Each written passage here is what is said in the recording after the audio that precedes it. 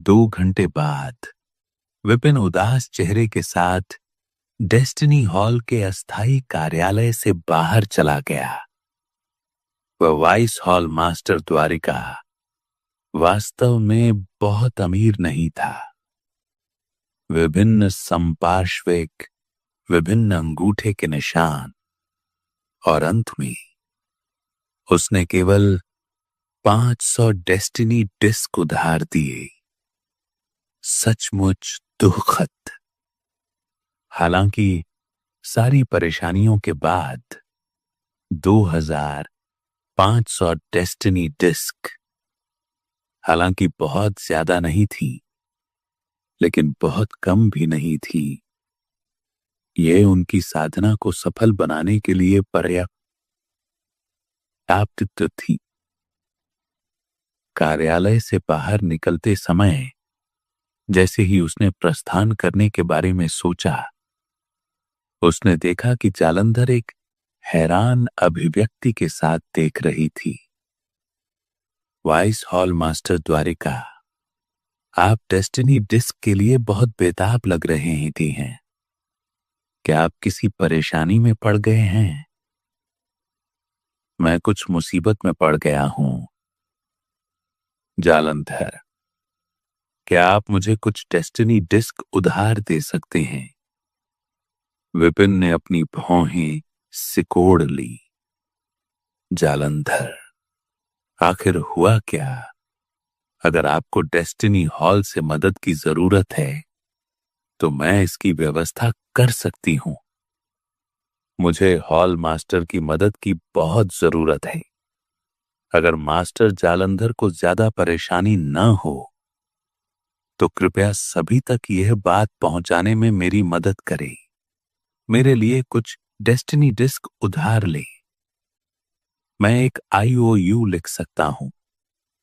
वह destiny hall से उधार नहीं ले सकता था, इसलिए उसने कई स्वर्ग के मास्टर से उधार लेने का प्रयास करने के बारे में सोचा। विपिन ने जल्दी से कहा, बेशक, यह मुफ्त ऋण नहीं है। ब्याज 100% है।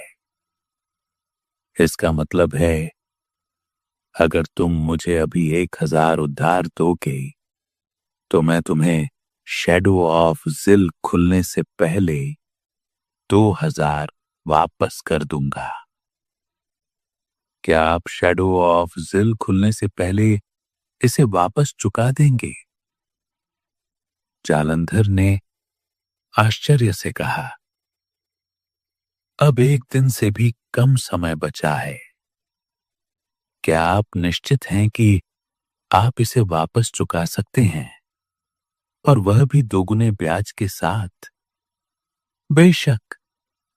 अगर मैं इसे वापस नहीं चुका सकता तो आप जो चाहें करें। मैं, द्वारिका, इस पर नाराज भी नहीं होऊंगा। विपिन ने अंतिम भाव से घोषणा की। जालंधर एक पल के लिए हिचकिचाई। थोड़ी देर यहीं रुको, मैं दूसरों से पूछूंगी। धन्यवाद हॉल मास्टर। विपिन ने तुरंत अपने हाथ जोड़कर धन्यवाद दिया। जालंधर तेजी से भागा और थोड़ी देर बाद वह आगे बढ़ा।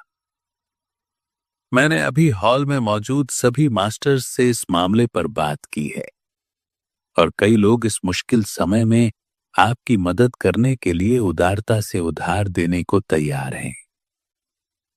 यहां उनके द्वारा दिए गए उधार नोट दिए गए हैं। बोलते समय उन्होंने IOUs का एक बड़ा ढेर सौंप दिया। विपिन ने उन्हें ले लिया। घनी तरह से पैक किए गए 30 या 40 नोट थे। कुछ 1 या 200 के, कुछ 3 या 400 के। सभी को मिलाकर वास्तव में 8000 थे। बिना किसी हिचकिचाहट के उन्होंने उन सभी पर द्वारिका के नाम के हस्ताक्षर कर दिए। वाइस हॉल मास्टर द्वारिका सीधे हैं। उसे वास्तव में इतने सारे डेस्टिनी डिस्क उधार लेते देख जालंधर ने संतुष्टि में सिर हिलाया, अपनी कलाई को घुमाया और डेस्टिनी डिस्क का एक बड़ा ढेर मौके पर प्रकट हो गया। विपिन ने अपनी नजर उन पर घुमाई। ठीक 8,000। उसने उन्हें हवा में पकड़ लिया, उन्हें विपिन वर्ल्ड दायरे में खींच लिया और पीछे देखा। चिंता मत करो हॉल मास्टर, मैं जिलान घाटी में प्रवेश करने से पहले निश्चित रूप से इसे वापस कर दूंगा। अगर मैं नहीं कर सकता तो आप मुझे सीधे मार सकते हैं। हा हा हा हा हा। वाइस डिस्क मास्टर द्वारिका, आप अतिशयोक्ति कर रहे हैं। अगर हमने आपको मार दिया तो क्या हमारे लिए अपना पैसा वापस पाना और भी मुश्किल नहीं हो जाएगा? हमें आपकी ईमानदारी पर भरोसा है, बस हमें निराश मत करना। जालंधर हंसे। बेशक। विपिन ने बार बार सिर हिलाया, फिर मुड़कर दूर चला गया। डेस्टिनी हॉल के कार्यालय क्षेत्र को छोड़ने और यह देखने के बाद कि कोई भी उसका पीछा नहीं कर रहा है, विपिन ने अपने मूल रूप में वापस बदल लिया और जल्दी से मित्तल फैमिली की ओर चल दिया। सब कुछ तैयार था, दिव्य ऊर्जा पर्याप्त थी और अब समय था शक्ति के उच्चतर क्षेत्र की ओर बढ़ने के तरीके के बारे में सोचने का। मास्टर शेख ने पहले ही बताया था कि उसे खोजने के लिए स्टार रिवर लेवल 3 तक पहुंचना होगा। अब जब वह दूसरे दायरे के पीक पर पहुंच गया था तो सफलता पाने का समय आ गया था। लावण्या के छोटे से आंगन में वापस आकर विपिन ने आखिरकार ये पुष्टि कर ली कि मिताली और रुद्र दोनों आ चुके हैं। उसने एक शांत कमरा ढूंढा और क्रॉस लेग करके बैठ गया, एक विचार के साथ। 10,000 से अधिक डेस्टिनी डिस्क जो उसने अभी अभी प्राप्त की थी, एक साथ फट गईं, शक्ति की शुद्ध धाराओं में बदल गईं, जो स्वर्ग की करुणा की ओर बेतहाशा बढ़ गईं। जज्जी के ये तक की स्थिति थी, जैसे एक सूखी जमीन आखिरकार एक मीठी बारिश का स्वागत कर रही हो। स्वर्ग की करुणा दिव्य ऊर्जा शक्ति के पोषण के तहत लगातार बढ़ रहा था। सिर्फ 1 दर्जन सांसों में इसका आकार लगभग 2 गुना हो गया था। स्वर्गीय अंशों के भावना पहलू के बारे में उनकी समझ और अधिक गहरी होती गई। न जाने कितना समय बीत गया, प्रगति रुक गई। स्वर्ग की करुणा दूसरे दायरे के पीक पर स्थिर हो गया। यह जानते हुए कि तीसरे स्तर तक पहुंचने के लिए अधिक अंतर्दृष्टि और प्रेरणा की आवश्यकता थी, विपिन रुक गया। स्वर्ग की करुणा को प्राथमिक चरण से पीक तक ले जाने के लिए कुल 8,000 डेस्टिनी डिस्क का उपभोग किया गया।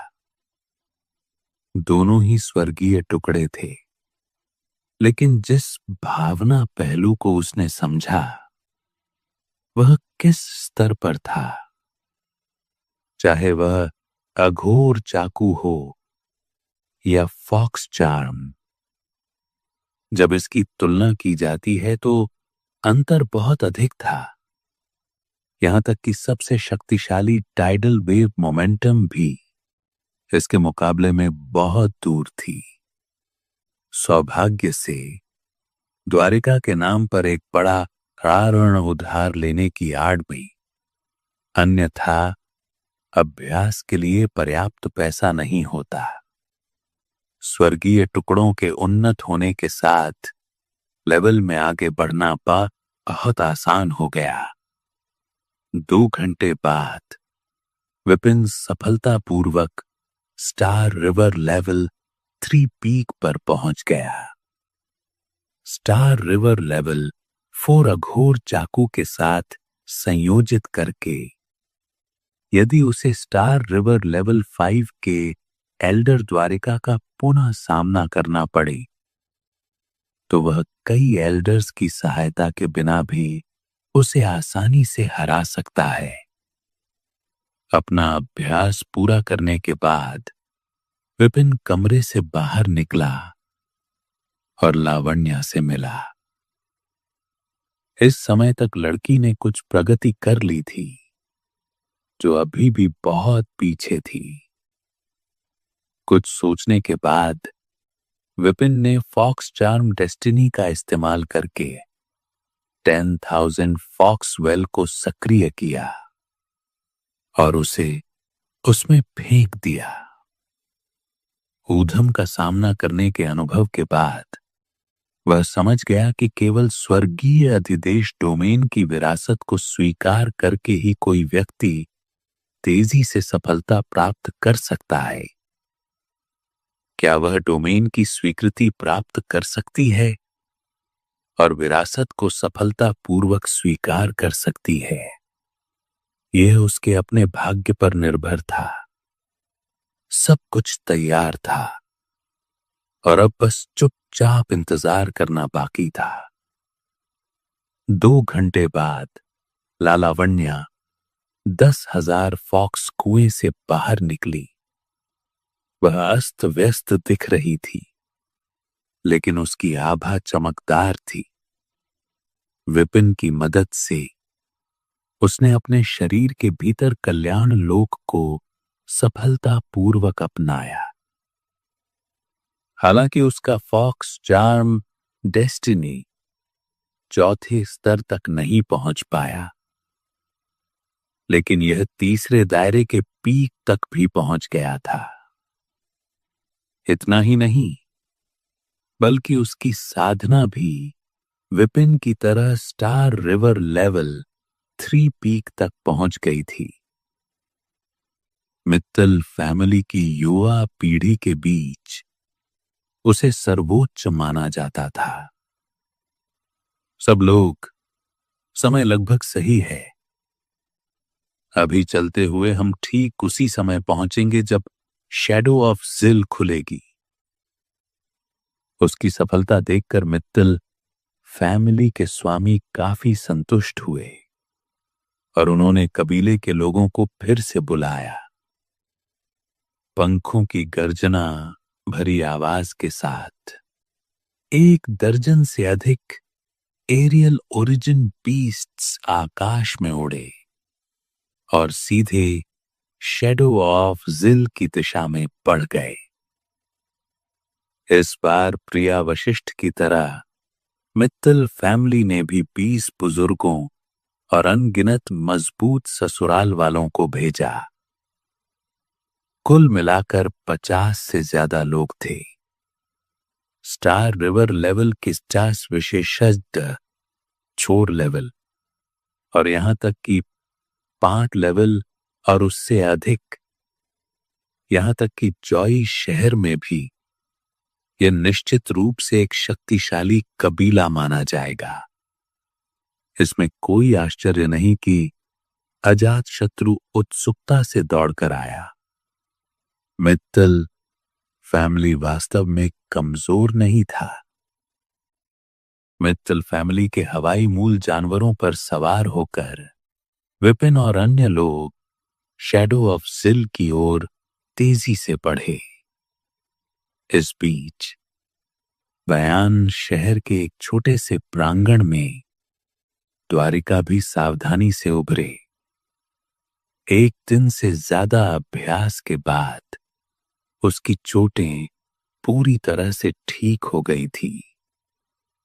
हालांकि उसका हाथ अभी भी गायब था, लेकिन उसकी लड़ाकू शक्ति पर कोई असर नहीं पड़ा था और वह अपने शिष्य के विश्वासघात से हुए कुछ नुकसानों की मरम्मत करने में भी कामयाब रहा और star river level 6 early stage में वापस आ गया। ऐसी ताकत के साथ, अघोर चाकू के साथ मिलकर उन्हें जॉय शहर में काफी मजबूत माना जाता था। पहले चलो द्वारिका रॉयल पेंट हाउस पर वापस जाकर जांच करें। अगर विपिन अभी भी वहां है तो उसे देखते ही मार डालें। उसकी आंखें नफरत से भर गईं। द्वारिका की आंखों में नफरत उमड़ आई। द्वारिका सावधानी से द्वारिका रॉयल पेंट हाउस की ओर उड़े और जल्द ही रुक गए। उस परिचित आंगन को देखते हुए जहां वह दर्जनों वर्षों से रह रहे थे, उनके दिल में अचानक खुशी की एक मजबूत भावना उमड़ आई। अतीत में जब वह गरीब था तो वह खेती के लिए एकांत में उस छोटे से आंगन में ही रहता था।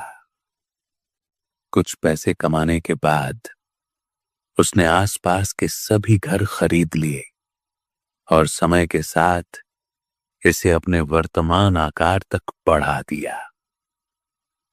यह कहा जा सकता है कि इस हवेली में उनके सारे प्रयास और उनकी जवानी समाहित थी।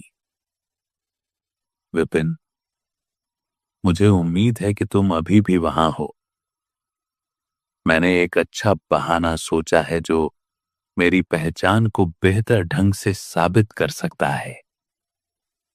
एक बार जब हम मिलेंगे तो मैं निश्चित रूप से तुम्हारा असली चेहरा उजागर कर दूंगा। अपनी मुट्ठियां भींचते हुए द्वारिका ने जैसे ही इस बारे में सोचा, उसका गुस्सा बढ़ता गया। इससे कोई फर्क नहीं पड़ता कि उसने पहले कैसे समझाया था। उस मूर्ख फहीम ने दूसरे व्यक्ति पर विश्वास कर लिया था। इस बार उसे एक पुरानी घटना याद आई जो निश्चित रूप से उसकी पहचान की पुष्टि करेगी और दूसरे पक्ष को अवाक कर देगी। तब वह उसे मारने के लिए सभी को पूरी तरह से एकजुट कर सकता था। ठीक है, वहां एक अविश्वासी शिष्य वेनम भी है। मुझे उसे मार डालना चाहिए। आंखों में चमक लिए वह हवेली की ओर बढ़ा, लेकिन उसके पास पहुंचने से पहले ही 2 गार्डों ने उसे रोक लिया। तुम्हारी हिम्मत कैसे हुई? द्वारिका ने अपने हाथों को पीठ के पीछे रखते हुए अपनी भौहें उठाई। क्या तुम अब भी मुझे नहीं पहचानते? दोनों गार्डों ने अपना सिर हिलाया। हमें नहीं पता। तभी द्वारिका को एहसास हुआ कि वे दोनों अपरिचित थे, शायद नए गार्ड थे। उसने अपना गुस्सा दबाया। मैं द्वारिका हूं और मैं इस निवास का मालिक हूं। द्वारिका, ओह, ये तो तुम हो। बाईं ओर के गार्ड ने तिरस्कार भरी नजर से हाथ हिलाकर कहा, यह जगह वाकई आपका निवास स्थान हुआ करती थी, लेकिन अब इसे हमारे तलवार चाकू सेक्ट के नेता गजोधर ने खरीद लिया है और यह गजोधर हवेली बन गई है। ऊपर एक साइन बोर्ड है। अगली बार अंदर घुसने से पहले ध्यान से देख लें। अन्य लोग उससे डेस्टिनी हॉल के उप महल मास्टर द्वारिका और अघोर चाकू सेक्ट के नेता होने के कारण भयभीत हो सकते थे, लेकिन तलवार चाकू सेक्ट के लोगों को इसकी परवाह नहीं थी और इसलिए वे किसी भी शिष्टाचार के साथ बात नहीं करते थे। खरीदा गजोधर हवेली? द्वारिका जंभित रह गए और जल्दी से ऊपर देखा तो पता चला कि मुख्य प्रवेश द्वार पर लगा साइन बोर्ड बदल दिया गया था। उनके लेवल्टियन से गुस्से की लहर फूट पड़ी। इसे बेचने का फैसला किसने किया? मुझे कैसे पता? वैसे भी हमारे पुराने मालिक ने इसे प्रबंधक फहीम से खरीदा था। कहा था कि यह आपकी इच्छा के अनुसार है। गार्ड ने कहा, मेरी इच्छा। उसका शरीर डगमगाया। द्वारिका को कुछ एहसास हुआ। उसे खून खांसने जैसा महसूस हुआ। विपिन, तुम बहुत कमीने हो। तुमने न केवल मेरा भेष बदला बल्कि तुमने मेरी हवेली भी बेच दी। मेरी पत्नी रखैली, वे सभी वहां रहती हैं। क्या उन्होंने घर की बिक्री के लिए सहमति दी थी? उसने अपने दांत भींच लिए और पूछने से खुद को नहीं रोक सका। मुझे इसके बारे में कैसे पता चलेगा? मैंने जो सुना है उसके अनुसार आपकी पत्नियां और रखैलें उसी समय तितर बितर हो गईं। वे पहले तो आपसे शादी ही नहीं करना चाहती थी। जाने के विचार से वे सभी सपनों में हंसने लगी। कल वे बिना किसी निशान के गायब हो गईं। गार्ड ने जो खबर सुनी थी उसे बता दिया। अपनी आंखों के सामने अंधेरा महसूस करते हुए द्वारिका इस अप्रिय बात करने वाले कमीने को मौत के घाट उतारना चाहता था, लेकिन तलवार चाकू सेक्ट को नाराज करने के डर से वह केवल मुख्य द्वार से देख सकता था।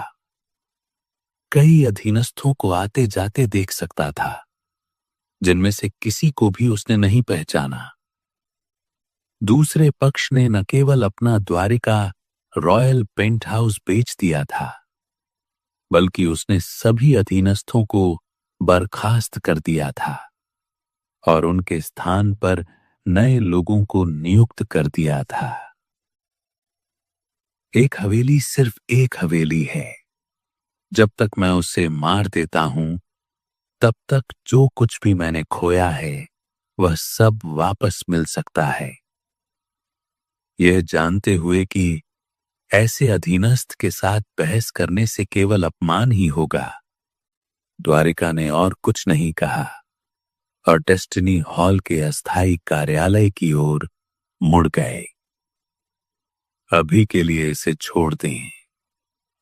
शैडो ऑफ जिल जल्द ही खुलने वाली है। मैं सबसे पहले कई फेट मास्टर्स से मिलूंगा और इस 21वें रैंक वाले कल्याण लोक में प्रवेश करूंगा। एक बार वहां पहुंचकर मैं मिताली को चारा के रूप में इस्तेमाल कर विपिन को घात में फंसा सकता हूं और उसे मारने का तरीका ढूंढ सकता हूं। यह सोचकर कि दूसरा पक्ष उसके ही हाथों मर जाएगा, पल भर के लिए उसके घर को बेचने के अपमान को कम कर दिया। वह जल्दी से स्वर्ग के आदेश हॉल में गया और दरवाजा खोला। जैसे ही वह अंदर गया, उसे 1 दर्जन से अधिक भाग्य मास्टर्स ने घेर लिया, जो सभी उत्साह से भरे हुए थे। वाइस हॉल मास्टर द्वारिका, आप आखिरकार आ ही गए। क्या आप पैसे और ब्याज चुकाने के लिए यहां आए हैं? आप सचमुच अपने वचन के पक्के आदमी हैं। आपने कहा था कि आप इसे इसी समय लौटा देंगे और अब आप यहां हैं। सबके चेहरों पर उत्साह देखकर द्वारिका ने हैरान होकर कहा, सज्जनों, क्या हो रहा है? कौन सा पैसा वापस करना है?